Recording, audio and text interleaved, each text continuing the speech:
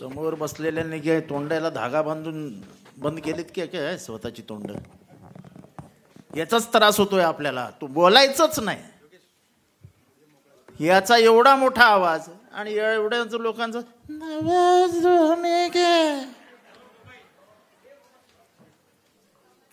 अरे ओरडायचं ते तरी बंबीच्या देठा बसणं ओरडा.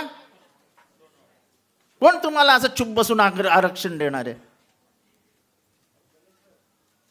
त्याच्यासाठी लढाई लढावी लागते आणि न लढता मिळाल्यामुळे आपल्याला त्याचं काही घेणं देणं नाही, सुतकच नाही आहे.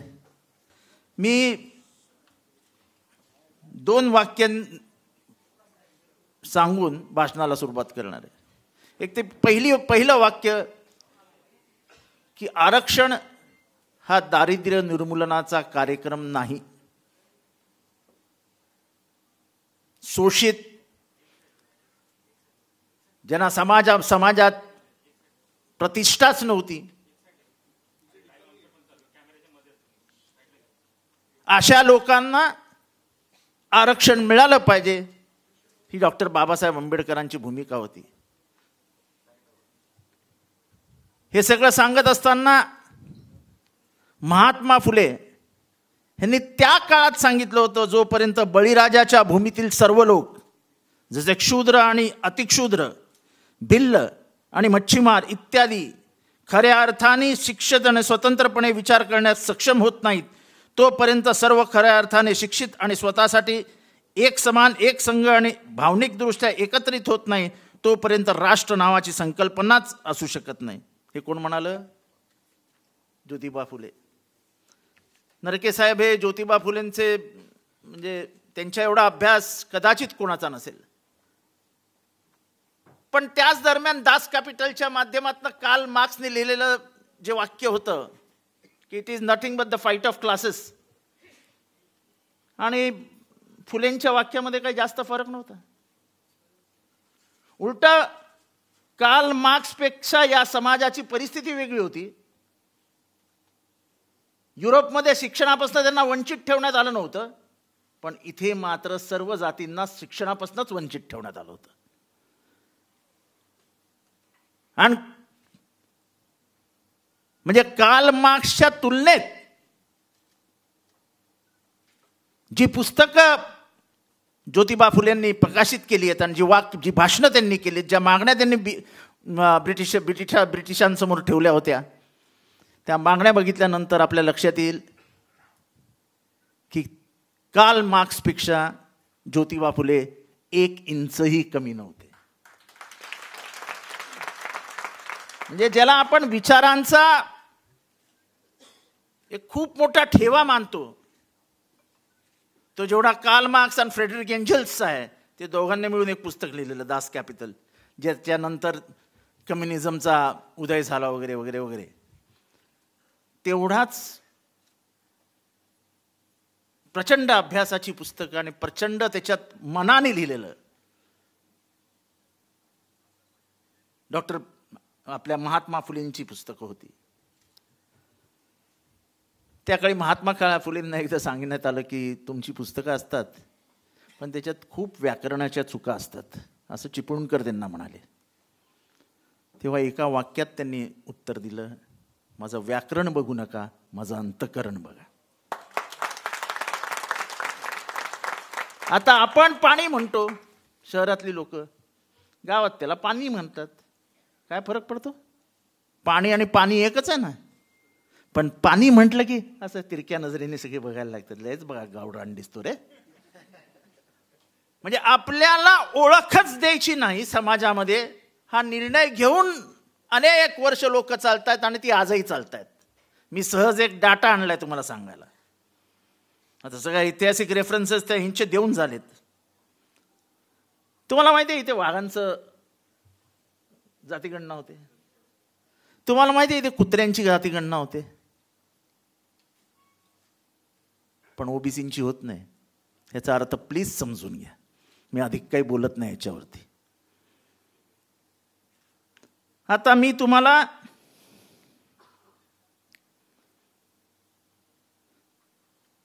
केंद्र सरकारने मागील टर्ममध्ये मोदींनी एक म्हणजे 1745 म्हणजे 1745 करोड रुपीज 70 कोटी लोकांसाठी दिले. 70 कोटी नको म्हणूया, 50 कोटी म्हणूया, चला उगाच वाद नको. ते म्हणतील 50 पेक्षा अधिकच मोजायला लागले. प्रति माणूस हे फक्त 22 रुपये येतात. 22 रुपये. शिष्यवृत्तीची रक्कम होती 500 कोटी रुपये. ती रद्द करून 50 कोटीवर करण्यात आली. आता आपल्याला शिक्षणासाठी पैसे देणार नाहीत, आरक्षण देणार नाहीत, कॉलेजसाठी हॉस्टेल देणार नाहीत, कारण का आपल्याला ते मोजतच नाहीत. माझा मूळ इशारा तुम्हाला जो आहे, बाकी सगळे ऐतिहासिक संदर्भ देऊन झालेले आहेत. आपण 354 जाती आहोत महाराष्ट्रात. 354 जाती. आज इथे नरकेसाहेब 75 पेक्षा अधिक जातींचे प्रतिनिधी आलेले आहेत. मला आनंद आहे या गोष्टीचा.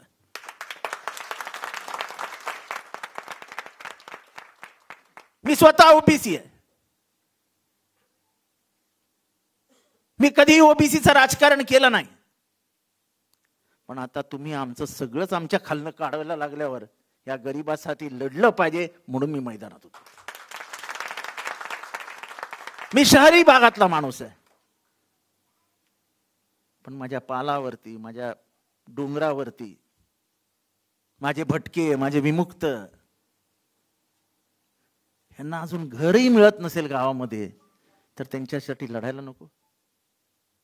मध्यंतरी साहेब मला पवार साहेबांनी बोलवून घेतलेलं आणि म्हणाले पालावरती जी घरं आहेत त्याचं काही घरकुल योजना आणता येते का बघायला पाहिजे. त्याचाही आमचा अभ्यास चालू आहे. पण मी सांगतो की जर महाराष्ट्रामध्ये आपण फिरलो तर डोक्यावरती छप्पर नसलेले सर्वात जास्त समाजात कोण असतील तर ते आदिवासी आणि शेड्यूल कास्ट पेक्षा भटके, विमुक्त आणि ओबीसी जास्त आहेत. पण आपल्या अस्तित्वाची लढाईच आपण लढत नाही. आपल्याला स्वतःला आपण मागासवर्गीय आहोत ही सांगण्याचीच लाज वाटते.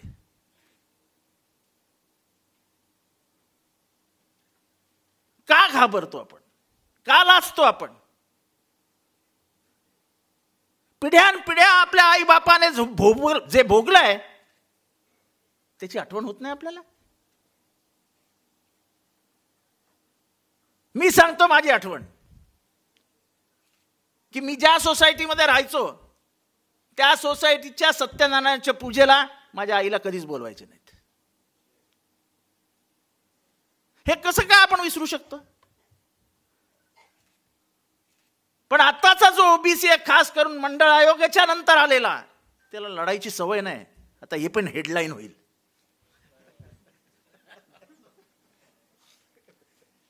अरे हिम्मत असेल तर सांगा एससीचं ओबीसी रद्द करून दाखवतो आरक्षण, आणि बघा देशामध्ये काय होतं. अरे आपण जर 50% जरी असलो आणि बाकीचे 50% जरी असले तर देशाचं राजकारण आपल्या बोटावर नाचलं पाहिजे, एवढी आपली राजकीय ताकद.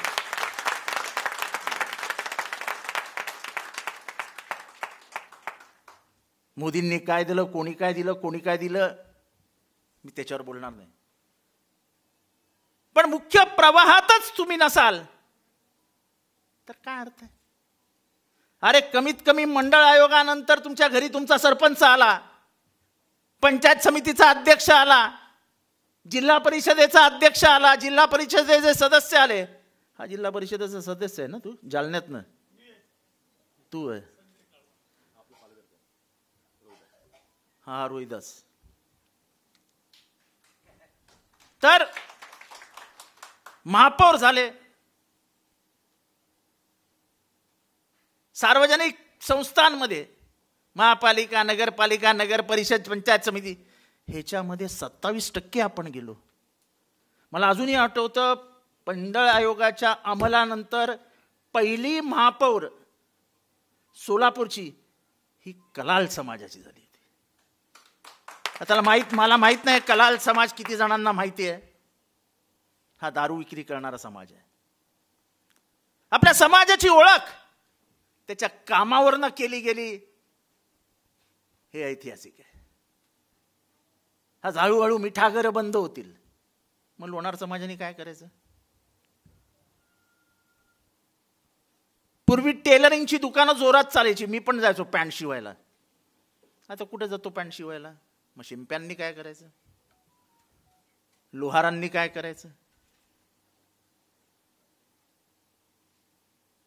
पण जे महाराष्ट्रात आहे ते बिहारमध्ये नाही आहे, उत्तर प्रदेशमध्ये नाही आहे. तिथे पिछडा आणि अतिपिछडा हा आपल्या न्याय हक्कासाठी रक्त सांडायलाही तयार असतो. पण मुळात त्यांनी त्यांच्या अधिकारांची जाणीव आहे, आपल्या अधिकारांची जाणीवच नाही आपल्याला. आपल्याला फक्त 4, 5, 7 जाती माहिती आहेत. ठाण्यात असलो तर आगरी, कोळी, मोर्चा निघतो काय म्हणून धनगर, थोडेसे वंजारी, माळी, त्याच्या पुढच्या जाती पटापट मोजून दाखवा बरं. 354 जाती आहेत. कोणाला किती जाती माहिती आहेत? आपल्या जातींची ओळखही महाराष्ट्रात कोणाला नाही. ह्याच्यापेक्षा मोठं दुर्दैव नाही.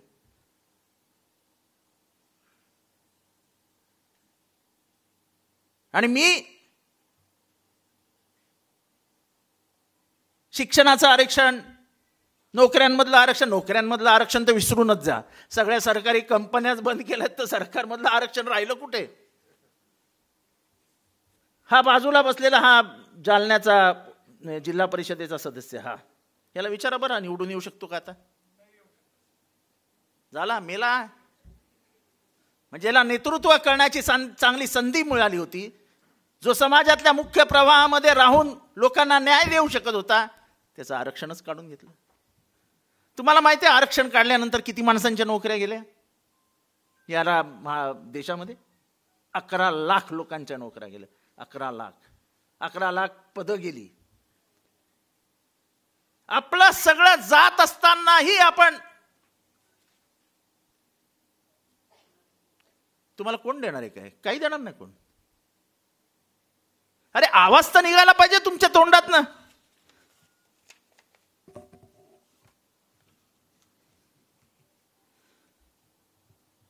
आता मी जो डाटा जमा केलाय, in urban areas 8 out of 100 OBC youth are graduates. म्हणजे किती? 8%. जिथे लिटरसीचा रेट 50% वरती चाललेला आहे, त्या देशामध्ये अर्बन एरियाज म्हणजे शहरीकरण जेव्हा होत असताना आपल्याला फार अभिमान असतो, शहरीकरण होत चाललं. अरे शहरीकरण होतंय, आपलं काय होतंय ते बघा. 100पैकी 8 मुलं फक्त ग्रॅज्युएट आहेत. OBC school dropout rate is higher than general category at all levels in primary, upper primary and secondary. म्हणजे शाळा सोडण्याचं जे प्रमाण आहे ते ओबीसी मध्ये सर्वात जास्त आहे. म्हणजे ते केजी मध्ये, म्हणजे 1ली 2रीचं शिक्षण घेऊन, 7वी 8वीचं शिक्षण घेऊन किंवा मॅट्रिक झाला की दिलं सोडून, हे सर्वात जास्त ओबीसींचं आहे.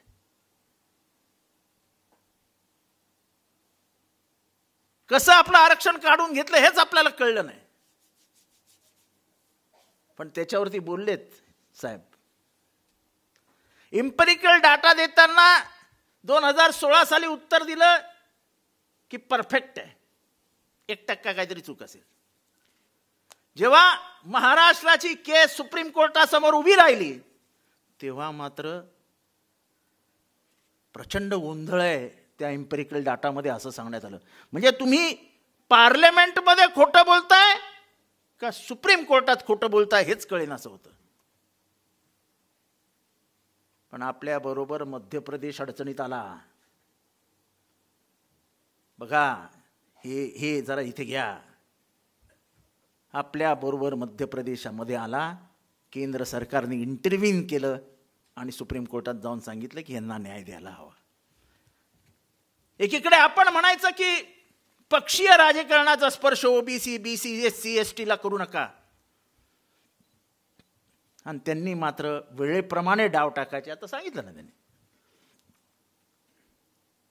की ज्या संघटनेने संविधानालाच विरोध केला तोच पक्ष आरक्षणाला कसं काय पाठिंबा देईल. काल बघितलं ना, कर्नाटकामध्ये आपला तिरंगा खाली खेचला आणि भगवा लावला. भगव्याबद्दल प्रचंड अभिमान असलेली माणसं आहोत आम्ही, कारण तो भगवा हा शिवाच्या चळवळीतनं आलेला आहे. तो पांडुरंगाचा आहे, तो विठोबाचा आहे, तो चोखा महाराचा आहे, तो शिवाजी महाराजांचा आहे. भगवा पकडला की छाती अशी 36 इंचाची होते. मी 56 नाही म्हणणार. पण त्या भगव्याखाली लोकांना सुरक्षित वाटतं.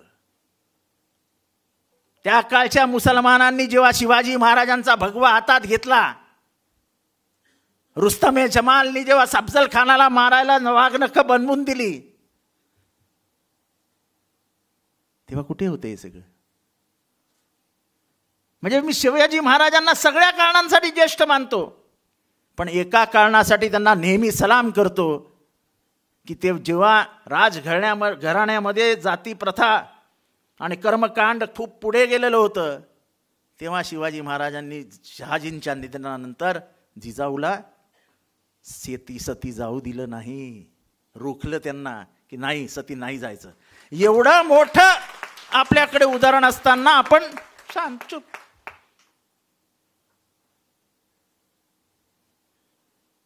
हे सगळं असंच पुढे चाललंय.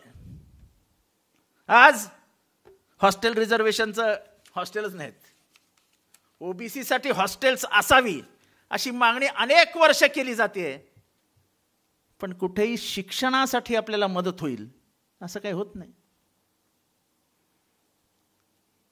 हे परवा हिजाबचं प्रकरण झालं.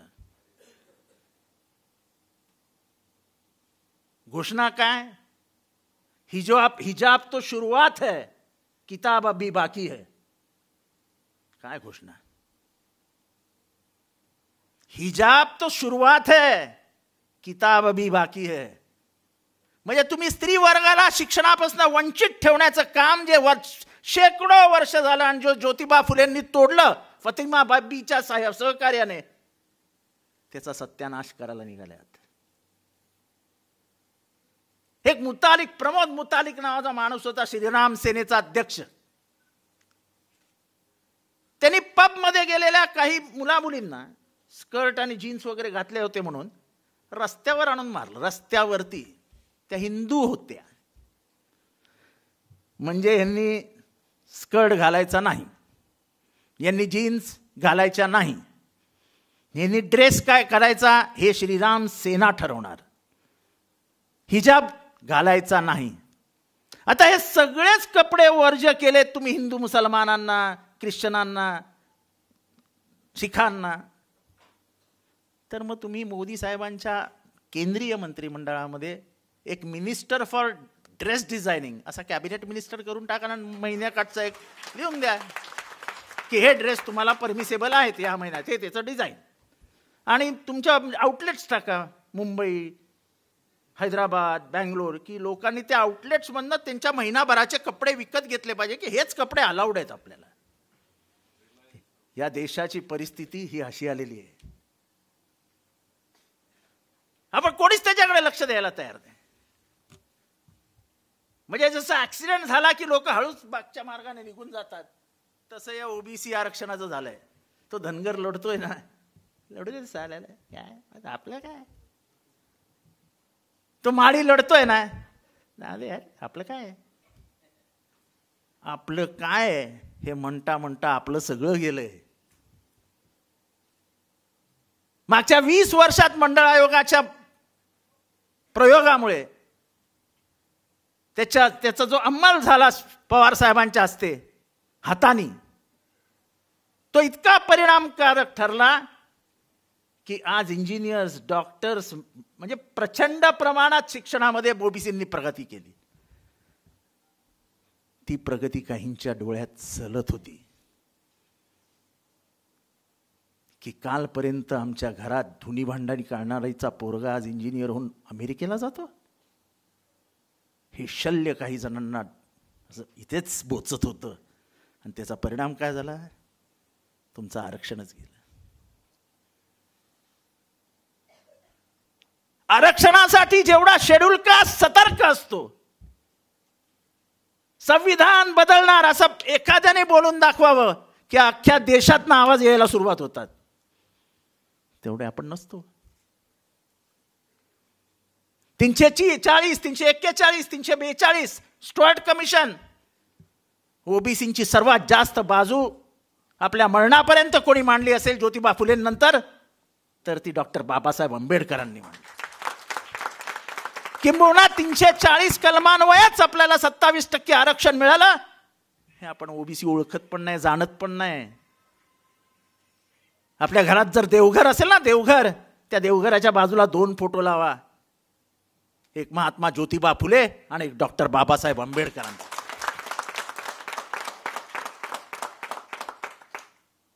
मंडळ आयोगातनं जे काही मिळालं ते पण मंडळ आयोगाचं पूर्ण असं आपण स्वीकारलेलं नाही, अर्धा म्हणजे थोडं. म्हणजे नशीब आपण नरसिंहरावला ते तरी क्रेडिट देऊया की त्यांनी ते तरी केलं, पण ते काय एका वेगळ्या कारणाने केलं. आणि ठीक आहे, आपलं शरद पवार साहेबांमुळे आपलं नशीब फळफळलं. पण ही सगळी बाजू लावत असताना, हे सगळं बोलत असताना तुमच्या मनात आग कधी लागणार? खरं तर माझ्या मतदारसंघात काही फार ओबीसी वगैरे नाही आहेत, आगरी कोळी थोडे आहेत, नाही असं नाही. पण माझा जीव तुटतो तो आमच्या शिक्षणात अडसर येणार आहे म्हणून. आपल्या लोकांना तो बोर्डात पहिला आला तर त्याला ओपन मधनं आरक्षण नाही द्यायचं, त्याला ओबीसी मधनं आरक्षण द्यायचं. ओपन म्हणजे समाजातल्या सर्व स्तरांना, म्हणजे SC, ST, ओबीसी या सगळ्या स्तरांना ओपन रिझर्वेशन लागू होतं. आपल्याकडे असं समजलं जातं की ओबीसीला फक्त 27% बंद करून टाका, कुलूप लावून बंद करा. SC, ST ला 10% कुलूप लावून बंद करा. खरं 100% जे आरक्षण आहे, जे ओपन आहे, ते आरक्षण सुद्धा आम्हाला मिळालं पाहिजे. त्याचं कारण आमचं जर मेरिट असेल तर तुम्ही आमचं मेरिट काढून घेऊ शकत नाही. पण आता या विविध संस्था हे मेरिट काढण्याचं काम करतात. आणि ह्याच्यावरनं माझं नाशिकच्या एका मोठ्या कॉलेजच्या मोठ्या माणसाशी भांडण झालं होतं की तुम्ही असं करूच शकत नाही.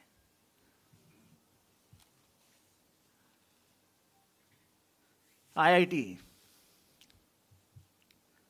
जेवढ्या सेंट्रल युनिव्हर्सिटीज आहेत त्याच्यातल्या 55% जागा ओबीसींच्या खाली आहेत, शिक्षकांच्या 55%. असं का होतं? दुर्दैवाने झालं काय?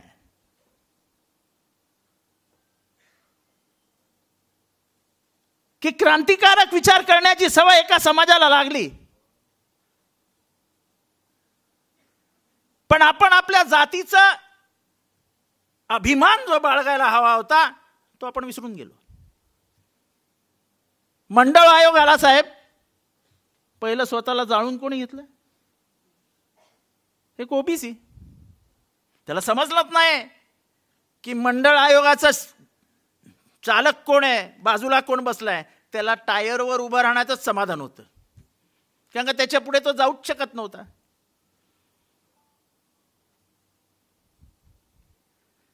आपल्या ओबीसी नेत्यांनाही प्रचंड असा दुराभिमान आहे. सत्यनारायणाच्या पूजेपुढे ना 2 खांब असतात, खांब. हा, तेच केळाचे खांब. हे मुंडे साहेबांसमोर मी एकदा बोललो होतो. सगळे येतात, प्रार्थना करतात वगैरे, काय टाकायचं ते टाकतात.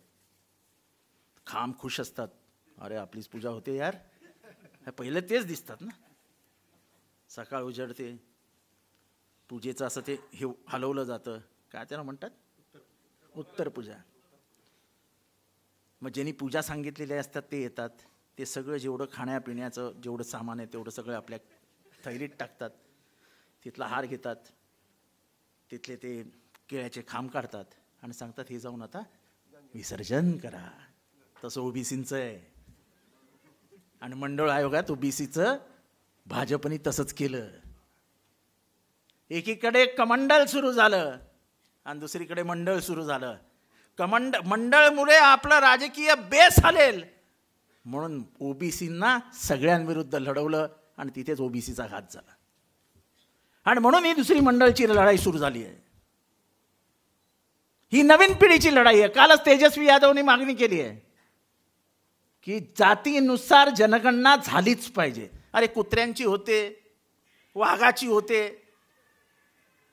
सिंहाची होते, बकऱ्यांची होते. ते मला माहिती नाही, गिधडाचं वगैरे मला माहिती, मला जी माहिती आहे तेवढंच सांगतो. गाईची ते सोडा, म्हणजे प्राणी मात्रांची होते. पण तुमच्यासारख्या वाघांची, माणसातल्या वाघांची जनगणना होत नाही.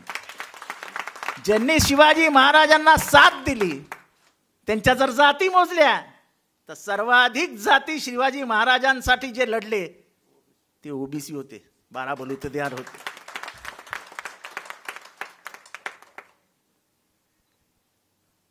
होता जीवा म्हणून वाचला शिवा. तो जीवा कोण होता? चला त्याच्यात आपण जात नको काढूया, पण तुम्ही हे सगळं ओळखलं पाहिजे. तुम्ही ज्या पद्धतीने शांत बसला आहात त्या शांतपणाचा अर्थ ते असा करतायत की आता ह्यांनाही आरक्षण नकोसं झालंय. ह्यांना मागासलेलं म्हटलेलं वाईट वाटतं. ह्यांना आपल्या बरोबर आलेलं त्यांना बरं वाटेल. आता मी जातीचं नाव घेत नाही. एक लक्षात ठेवा, त्यांच्यात सुबत्ता आली आहे, त्यांची आर्थिक प्रगती झाली आहे. कारण का 5000 वर्ष ते कधीच शिक्षणापासून वंचित झालेलं नाही.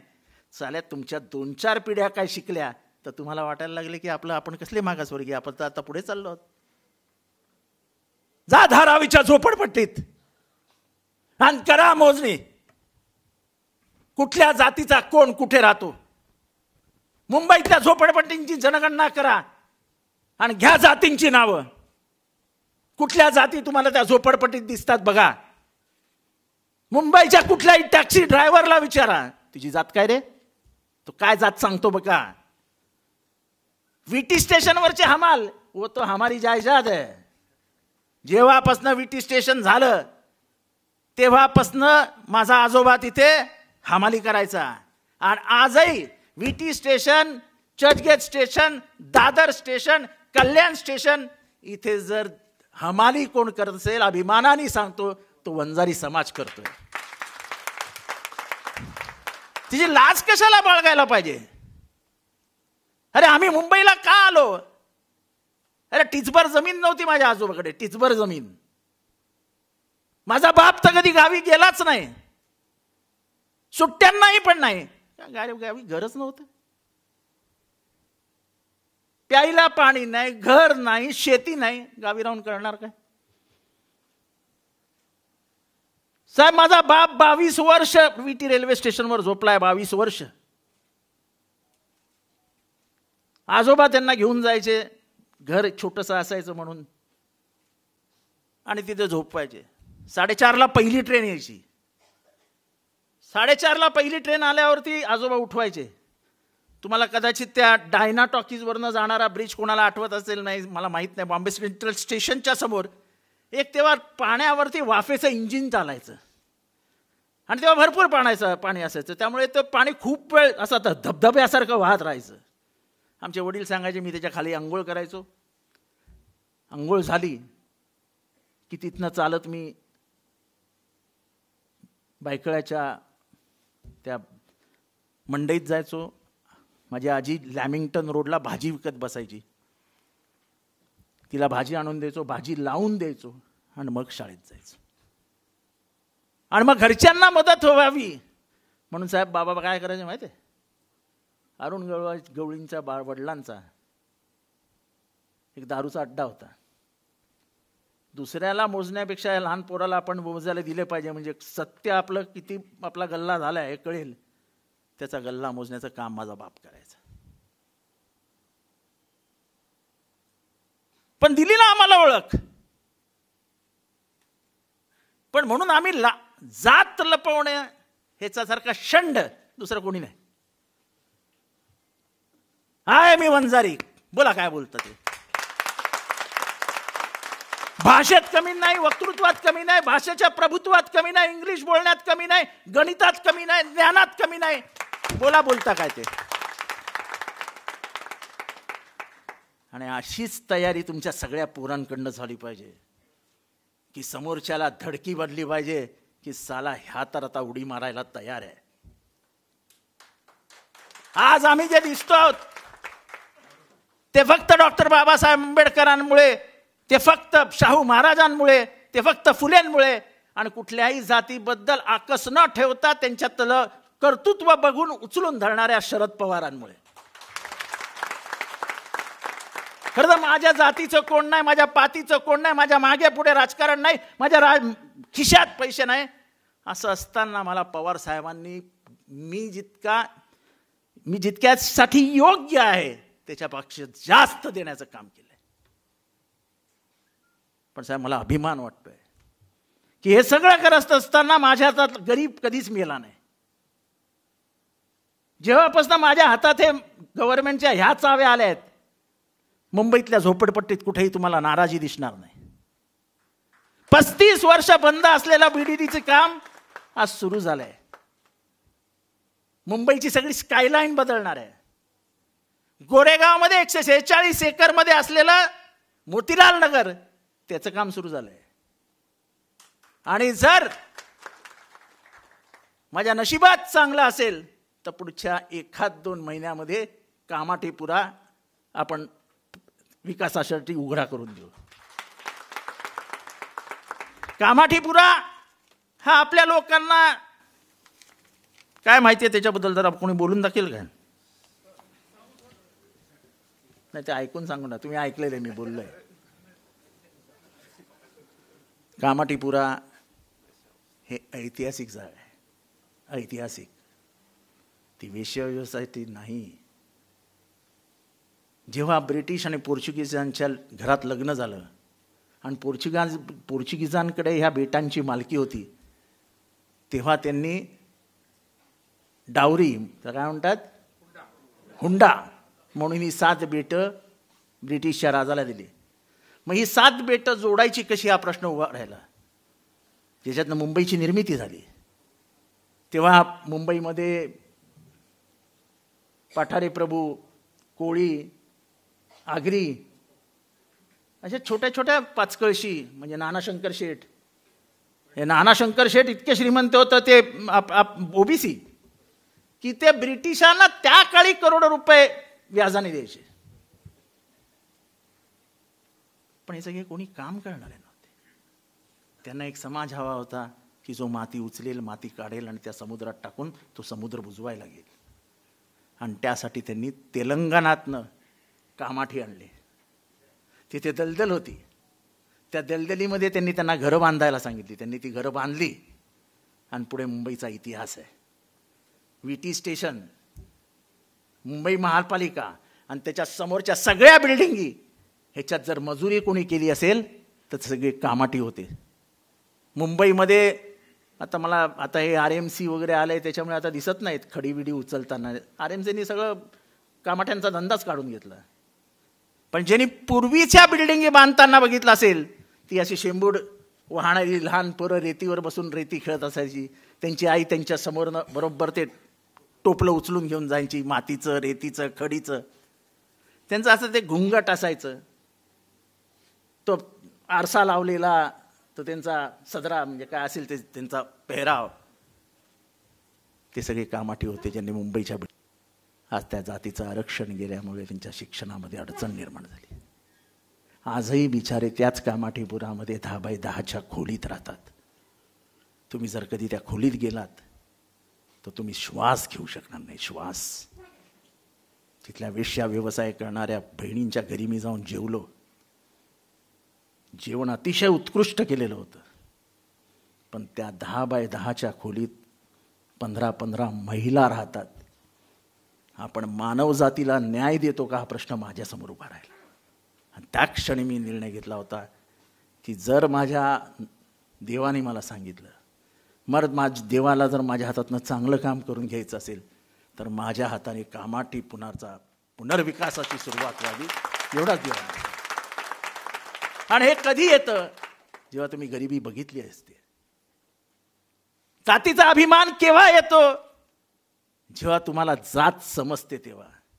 आणि दुर्दैवाने ओबीसीला सगळं हातात मिळाल्यामुळे त्याला जातच समजली नाही. ज्यांना समजली ते पुढे गेले. पण 354 जाती आहेत, त्याच्यापैकी रिझर्वेशनचा लाभ घेतलेले फक्त 16 ते 17 जाती आहेत. बाकी आजही सगळ्या जाती दऱ्याखोऱ्यामध्ये पाल्या वस्त्यांवर राहतात. त्यांना बाहेर काढून त्यांची आर्थिक, शैक्षणिक, सामाजिक प्रगती करण्याची गरज आहे. आणि ती गरज भागवण्यासाठी म्हणून मी तुम्हाला सगळ्यांना एकत्र केलंय. माझा त्याच्यात कुठलाही राजकीय हेतू नाही. पण आपण जर एक झालो नाही, आपली जर ताकद राजकारण्यांना कळली नाही, तर आपल्याला ते गृहीत धरतील. आणि कोणीही आपल्या ओबीसीला गृहीत धरता कामा नये, यासाठी तुम्ही एक व्हा. जर बिहारमधला मुख्यमंत्री ओबीसी ठरवू शकतो, जर उत्तर प्रदेशमधला मुख्यमंत्री ओबीसी ठरवू शकतो, तर महाराष्ट्रातला मुख्यमंत्री ओबीसी का ठरवू शकत नाही, जेव्हा आपली संख्या मोठी आहे? हा प्रश्न तुम्ही स्वतःला विचारा. एवढंच बोलतो, रजा घेतो. जय हिंद, जय महाराष्ट्र, जय भीम, जय ज्योती.